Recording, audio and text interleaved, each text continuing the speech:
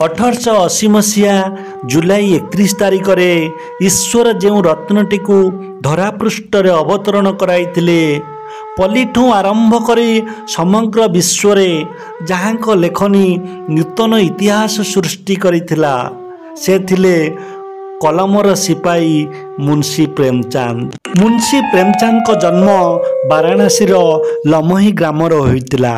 तांको पितांकर नाम थिला अजयब राय, मातांकर नाम थिला आनंदी देवी। से अनेक उपन्यास नाटक रचना करी समाज रे नूतन जागरण सृष्टि करिथिले। धनीठू आरंभ करी साधारण जीवन यापन करुथिबा व्यक्ति विशेषଙ୍କ चरित्र को निकटरू अति निखुण भावे कलमरे एपरी भाव सजाउथिले जहाँकि केवल साहित्य नुहे पाठक पाठिका मानक पाखरे आज भी मुंशी प्रेमचंद प्रिय पात्र होई पारिछंती। ब्रिटिश शासन काल रे सूर्यपतन नामक पुस्तक रचना करी मुंशी प्रेमचंद साधारण जनता को जागृत करिवारे सफल होइतिले। सेतेबेले इंग्लिश मानक मध्यरे एई पुस्तक कंपन सृष्टि करितला। परवर्ती समय रे तांकर सेई पुस्तक जबत करा जाइतला। से अनेक उपन्यास रचना करिथिले। गोदान, गबन, सेवा सदन, कर्मभूमि, वरदान, प्रेमाशर्म, रंगभूमि, कायाकल्प। सेथि मध्यरु तांकर ऐतिहासिक उपन्यास थिला रुठी रानी।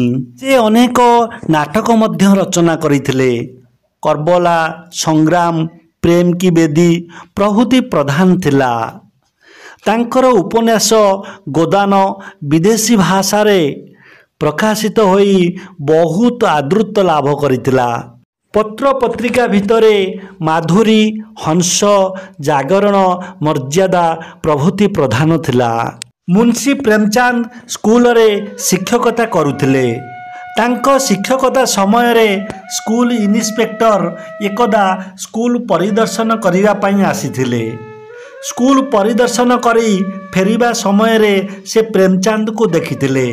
सेतेबेले प्रेमचंद तांको घर पिंढारे बसी गोटे खबर कागज पढ़ुथांती। इन्स्पेक्टर सेठारे तांकर गाड़ी रखिथिले कारण प्रेमचंद तांको नमस्कार करि नथिले।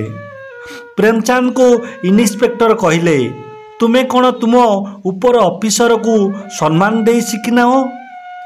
प्रेमचंद निर्भीक भाव में कहिथिले, मु आपण को दूररू चिन्हि पारि नथिली, तथापि मु कहिबाकू चाहे मु ऑफिसर को सम्मान देबाकू यथार्थ मन करे, किंतु मु निजको निज घरे बादशाह बोली मन करे। ए कथा सुनी ऑफिसर जनक चुप होई चली जाइथिले। एथिरु तांकर निर्भीकता विषय रे बारी होई जाए। जेतेबेले ब्रिटिश शासन काल रे आमे स्वाधीन भाव रे कथा कहि पारु न थाओ, हेले मुंशी प्रेमचंद हिंदी साहित्य रे निर्भय रे कहानी मान रचना करुथिले। मुंशी प्रेमचंद अलगा मिजाजर लोक थिले। से घरे टेबुल चौकी आद रखुनथिले, तले बसी लेखापढ़ा करुथिले। तांको निकट को जेउ राजा महाराजा माने आसीथांती सेमाने मध्य सेई बिचणारे बसिथांती। एई महान साहित्य साधक जनंकर 8 अक्टोबर 1936 मसीह रे तांकर चिर वियोग घटिथिला।